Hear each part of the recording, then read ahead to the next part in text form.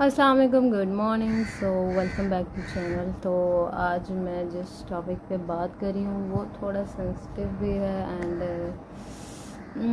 थोड़ा डीप भी है, और मुझे लगता है कि मुझे इस टॉपिक पे बात करने के लिए काफ़ी बार स्टॉप तो करनी पड़ेगी video, because I don't have any script. मेरे पास कोई ऐसा कंटेंट नहीं है उस चीज़ पे बात करने के लिए। तो आई थिंक सो मुझे खुद भी सोचना पड़ेगा कि what I have to share and what I actual want to share. ठीक है, ओके। तो we will talk about I me myself and you yourself. Exactly, देखो, सिंपल इज़ दैट कि हम बात करेंगे अपने बारे में।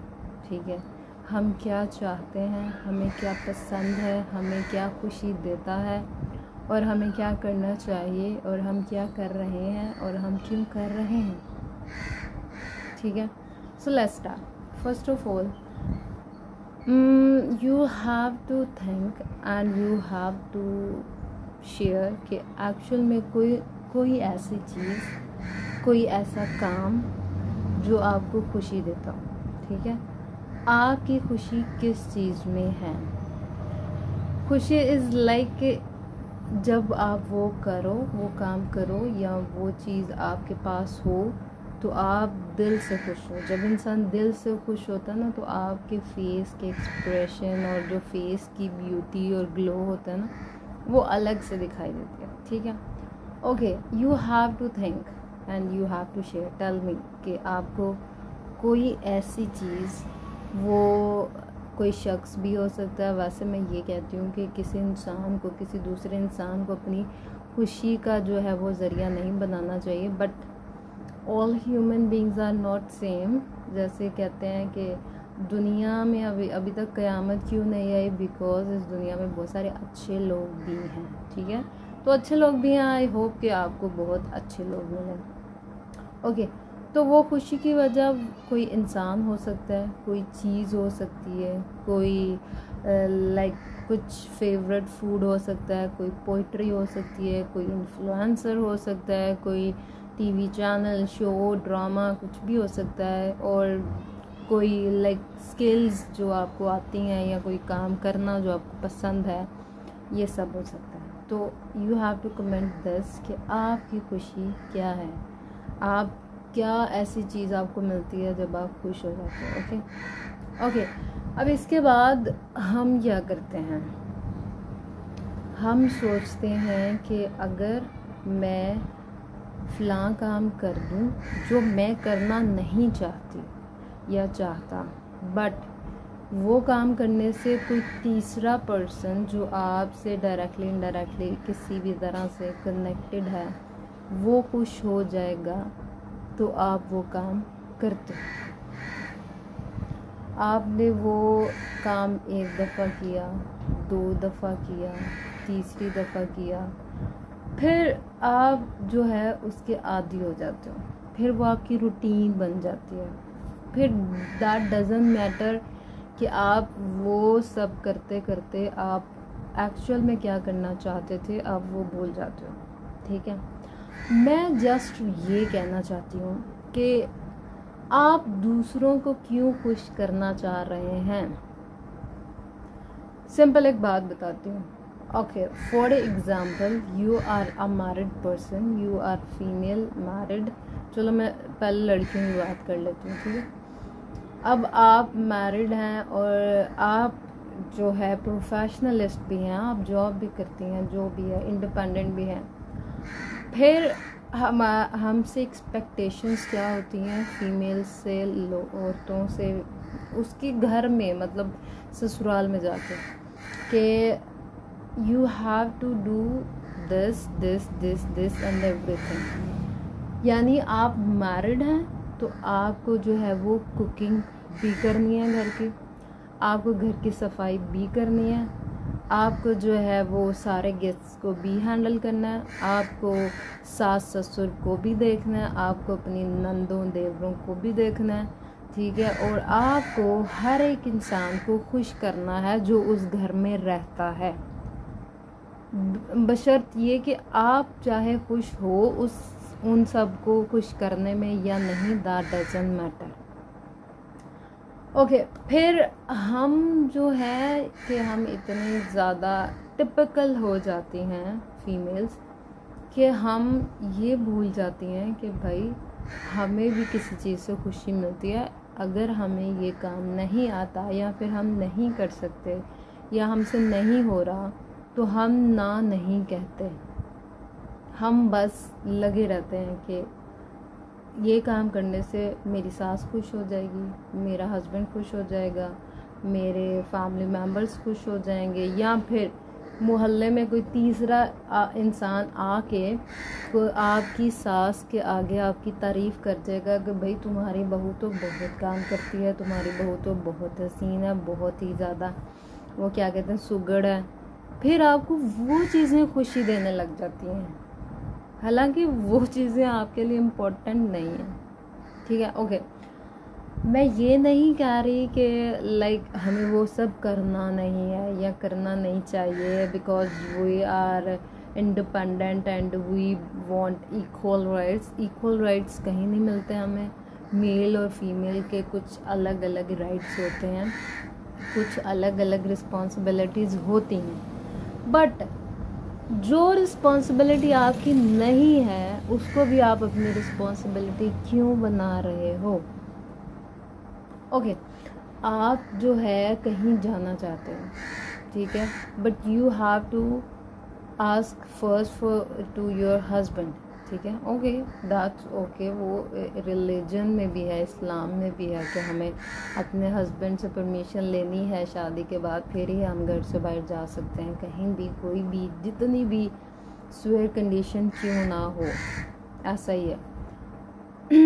बट सिचुएशंस ये आती है कि आपको जहाँ जाना चाहिए वहाँ जाने के लिए भी आपको 100 बहाने बनाने पड़ रहे हैं। फॉर एग्ज़ाम्पल, आपको जो है वो अपने घर अपने पेरेंट्स से मिलने जाना है, आप जो है वो एक दफ़ा इजाज़त लेते हो and that person gives you an excuse के घर में कुछ गेस्ट आ रहे हैं, मतलब घर में कोई है नहीं, या फिर लोग फिर कभी चले जाएंगे, या फिर लाइक इस तरह से सिचुएशन हो कि उस सिचुएशन से निकलना इतना मुश्किल नहीं है, लेकिन वो बंदा अगर आपको बोल रहा है तो आप चुप करके सुन रहे हो एंड यू सेड ओके मैं नहीं जा रही, ठीक है। फिर टाइम गुजरता है, फिर कुछ मंथ बाद आप फिर से परमिशन लेते हो कि यार I have to visit my mom and dad, and that person again giving you excuses के चलो रहने देते हैं, अभी नहीं, नेक्स्ट वीक जाएंगे, फिर मैं जाऊंगा, फिर नेक्स्ट मंथ चलेंगे हम, ऐसा हो जाएगा वैसा हो गया, फिर से टाइम गुजर गया। यानी आप शादी के बाद फिर सिचुएशंस ऐसी हो जाती हैं कि आप 1, 1.5, 2, 3 साल बाद अपने पेरेंट्स को जो है मिल रहे होते हो। इवन आपके पेरेंट्स अगर बीमार भी हैं तो वो आपको नहीं भी बता रहे, लेकिन आपको कहीं से पता चलता है तो भी आपको परमिशन लेनी पड़ रही है, लेकिन परमिशन के तौर पे आपको क्या मिल रहा है? एक्सक्यूजेस। आप अगले इंसान की फैमिली के लिए हर एक काम कर रहे हो, but that person not giving a 1% of your person, तो फिर भी आप वहाँ पे खुश हो, ठीक है। तो this is not your own happiness, ये कोई आपकी अपनी हैप्पीनेस नहीं है, आप उस चीज़ में खुश नहीं हो। हमारी एक्चुअल में ये सारी गलती एक तो हम लेडीज़ की है, पता क्या, हमारे पेरेंट्स ने जो कुछ सफ़र किया होता है ना, हमारे पेरेंट्स हमें वही चीज़ सिखाते हैं कि you have to do this and this, वो जैसे वो कहें वैसे करो, और ये सब सहते रहो, जैसे हमने सहा वैसे सहो, जैसे उन्होंने कहा वैसे करो। तो मुझे नहीं लगता कि this is the right advice जो हमारे पेरेंट्स हमें दे रहे हैं। And I will never give this advice कि जो ज़िंदगी हमारे पेरेंट्स ने गुजारी है, जो लाइक कंडीशंस उन्होंने फेस की है, वो आप भी फेस करो। ओके, मैं अभी की लाइफ की बात कर लेती हूँ। चलो, जब आपकी शादी नहीं हुई तो आप कितना अपनी खुशी के बारे में सोच रहे हो।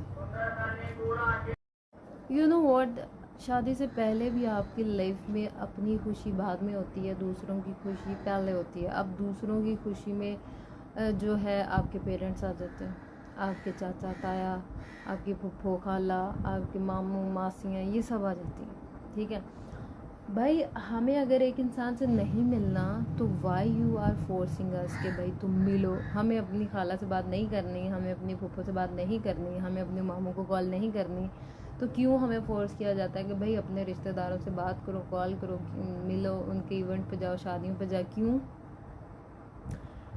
हमारे पेरेंट्स को एक चीज़ या कुछ चीज़ें रियलाइज़ होने में बहुत टाइम लगा, और लगता भी है, और उनको पूरी उम्र लग गई इस चीज़ को रियलाइज़ करने में कि अगर उनकी औलाद कहीं नहीं जा रही, या अगर उनकी औलाद अपनी मर्ज़ी के अकॉर्डिंग थोड़ा डिसीजन ले रही है, अगर उनकी औलाद जो है वो कह रही है कि हमें उस इंसान से नहीं मिलना, तो वो हमें सपोर्ट करें, और उनकी सपोर्ट की बेस पे इन सारे डिसीजंस का कोई नुकसान नहीं होता।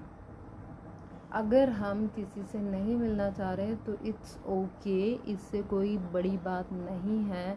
अगर आपको अच्छा नहीं लगता उस इंसान से मिलने के लिए तो क्यों मिलना है?